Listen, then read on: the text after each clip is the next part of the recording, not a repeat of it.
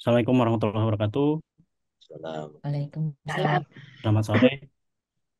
Izin pada kesempatan kali ini eh, untuk seminar proposal tesis yang berjudul Analisis Risiko dalam Proyek Pengadaan Kendaraan Taktis Rel Listrik Perusahaan BUMN Industri Pertahanan.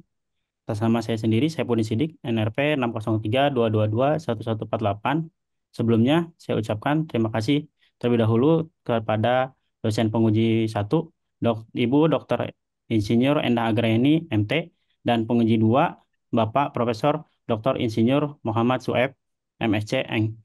Dan tak lupa saya sampaikan terima kasih kepada dosen pembimbing, Ibu Dr. Insinyur Ninik Fajar Puspita, MEng, dan dosen ko-pembimbing Bapak Dr. Insinyur Tatang Ahmad Taufik, MSc, IPU. Baik, untuk profil mahasiswa, perkenalkan sebelumnya saya Saifuddin Sidik, NPM 603-222-1148.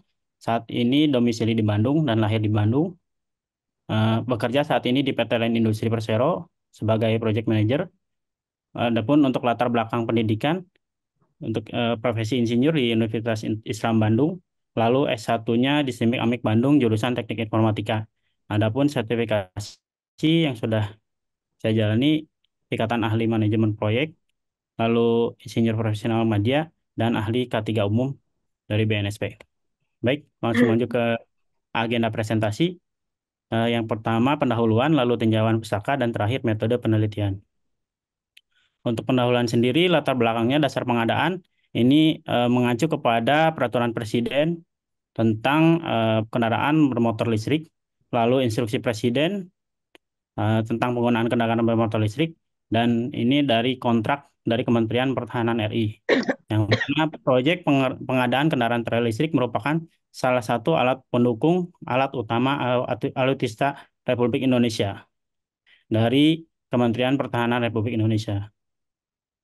Nah, untuk latar belakang bisnis prosesnya sendiri, jadi di sini Kementerian Pertahanan berlaku sebagai customer atau bohir ya. Lalu di sini saya tulis PT RST, yaitu kontraktor pengadaan motor anti trail listrik, yang mana skupnya dari mulai inisiasi, perencanaan, eksekusi, kontrol, dan penutupan proyek.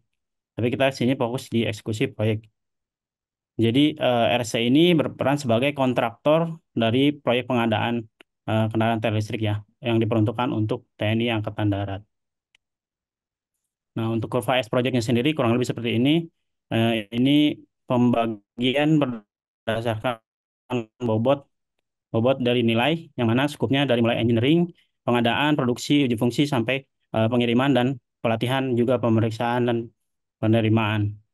Kurang lebih durasi proyeknya sendiri 18 bulan. Oke. Nah, latar belakang alasan atau urgensinya kenapa dipilih judul analisis resiko ini. Antara lain sebelah kiri ini kita ada grafik mengenai status LKP atau laporan kemajuan proyek dari keseluruhan proyek yang sekarang saat ini berjalan di PT RST, yang mana bar merah ini menunjukkan adanya lagging atau deviasi lebih dari 2%. Nah, kurang lebih ini eh, secara kumulatifnya realisasi pendapatan yang harus 3,3 T, adanya deviasi pendapatan kurang lebih di 1,7. Dampaknya apa kalau tidak segera ditanggulangi? Ya, ini akhirnya seperti yang di sebelah kanan ini beberapa media mengabarkan bahwa BUMN banyak rugi gede dan akhirnya paling parah itu dibubarkan. Ini sebagai alasan urgensi. Lalu latar belakang spesifikasi masalah 4W1H-nya, wattnya yaitu keterlambatan penyelesaian proyek dan kerugian keuangan. Lalu di mana tempatnya di PT RST, kapan pada saat tempat implementasi proyek, lalu kenapa kemungkinan risiko kurang dianalisis dengan baik. Lalu bagaimana perlu dilakukan analisa risiko proyek. Nah, lanjut ke perumusan dan tujuan penelitian. Perumusan masalah di sini risiko-risiko apa saja yang mempengaruhi pelaksanaan proyek, lalu apa saja risiko dominan, selanjutnya bagaimana risiko yang sebaiknya diimplementasikan, respon risiko yang sebaiknya diimplementasikan. Lanjutkan dengan tujuan penelitian, identifikasi risiko pada pelaksanaan proyek menggunakan FMEA, lalu melakukan asesmen risiko dominan menggunakan kerangka RPN, lalu merumuskan rekomendasi respon risiko yang tepat yang dapat diimplementasikan untuk mengenai risiko yang ada. Adapun batasan masalah, objek penelitian adalah proyek kendaraan operasional tenaga listrik, Kementerian Pertahanan RI, lalu analisa risiko dilakukan pada penelitian eh, fase pelaksanaan pengadaan, lalu ditinjau dari terhadap waktu dan biaya, dan terakhir penilaian risiko yang ditinjau dari sudut pandang penyedia jasa atau kontraktor, yang mana kontribusi penelitian memberikan saran pada praktisi untuk mengurangi risiko yang untuk melakukan mitigasi dini terhadap dampak yang merugikan pada proyek, lalu memberikan manfaat keilmuan, penerapan penajaman risiko pada proyek sejenis dengan menilai risiko dan merancang respon yang tepat. Ya, lanjut ke tinjauan pusaka, penelitian terlebih terdahulu, antara lain ada 6 di sini yang dijadikan referensi. Yang pertama dari rilis tahun 2023, topiknya analisis dinas roda 2 melalui sistem pembelian sudah efektif dan memberikan keuntungan. Lalu keterkaitannya dengan penelitian yang dilakukan adalah variabel risiko kerusakan, kehilangan, dan perawatan digunakan sebagai acuan variabel penelitian. Lalu dari Setiarto 2022, topiknya analisis manajemen risiko, perencanaan pengadaan barang di Kementerian SDM. Hasilnya didapatkan salah satu perhitungan risiko yang paling penting pada proses perencanaan pengadaan barang dan jasa. Keterkaitannya adanya klasifikasi risiko pada saat pengadaan finansial ketidaksesuaian force major dapat digunakan sebagai acuan variabel penelitian.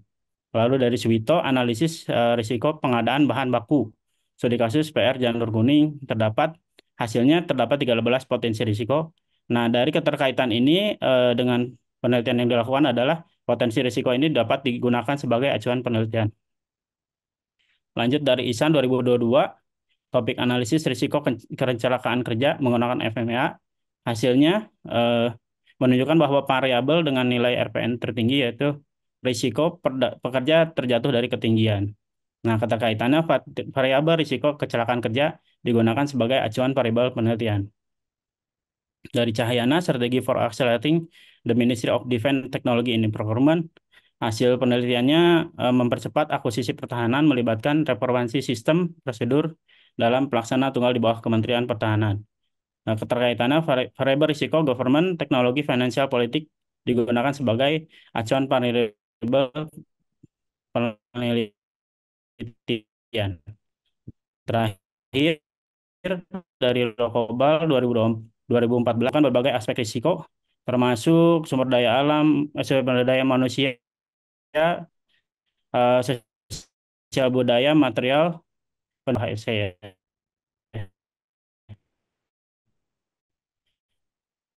Yang sebagai variabel dari penelitian.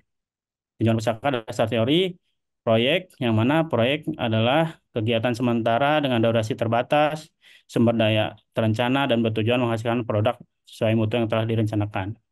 Adapun risiko dalam manajemen proyek dan bisnis, risiko diartikan sebagai ketidakpastian terkait dampak yang mungkin mempengaruhi pencapaian tujuan yang ditetapkan. Risiko melibatkan kombinasi probability dan dampak peristiwa yang mungkin terjadi. Untuk metode sendiri, fail mode and effect analysis merupakan alat yang digunakan untuk menganalisis keandalan suatu sistem dan penyebab kegagalannya untuk mencapai persyaratan. Nah, ini yang mana desain dan proses dengan memberikan informasi dasar mengenai prediksi keandalan sistem desain dan proses. Yang kedua, risk priority number atau RPN adalah metrik kuantitatif yang digunakan dalam FMEA untuk mengevaluasi dan memprioritaskan risiko berdasarkan kombinasi dari 3 parameter, yaitu severity, occurrence, dan detection. Nah, metode penelitian, teknik pengumpulan data. Sini ada data primer, baik berupa wawancara dan pengisian data kuesioner dan angket serta data dari perusahaan dari RSC tersendiri. Yang selanjutnya data sekunder, buku-buku berkaitan dengan penelitian, literatur, dan artikel. Metode penelitian, tahap penelitian, jadi kita dari sini mulai, lalu dasarnya dari latar belakang masalah, itu diproses menjadi rumusan masalah, outputnya masalah manfaat dan tujuannya yang mau dicapai seperti apa, seperti yang tadi gambarkan di awal. Lalu teknik pengumpulan data diperoleh dari data proyek, objek penelitian, studi literatur. Ini dasarnya sesuai dengan yang tadi disampaikan sebelumnya. Lalu dilanjut dengan survei pendahuluan.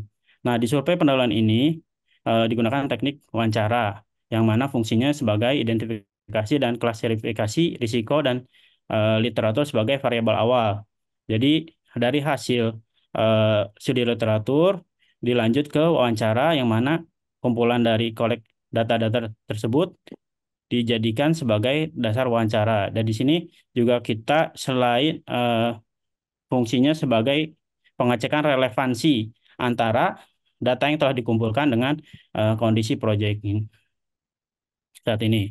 Lalu untuk selanjutnya hasil dari survei pendahuluan itu lanjut ke Focus Group Discussion atau FGD, yang di sini fungsinya untuk menggabungkan risiko yang relevan dengan data yang diteliti sebagai draft variabel risiko. Jadi hasil dari wawancara tadi setelah diketahui mana yang relevan atau tidak, lanjut ke Focus Group Discussion. Setelah di sini hasil dari FGD eh, di diproses menjadi kuesioner, yang mana nanti hasilnya berupa analisis risiko untuk FMEA tersebut. Jadi di sini nanti sudah hasil dari sini kita sudah bisa mengolah nilai dari SOD-nya. Lanjut terakhir di respon risiko untuk upaya pengendalian risiko. Yang terakhir di kesimpulan dan saran. Nah, lanjut di jadwal penelitian ada 9 poin yang kurang lebih dibagi untuk menjadi 6 bulan dari mulai studi literatur, pengumpulan data sesuai dengan diagram area sebelumnya. Mungkin sekian yang bisa saya sampaikan. Kurang lebihnya saya mohon maaf. Terima kasih atas kesempatannya. Saya kembalikan ke Ibu Ninik.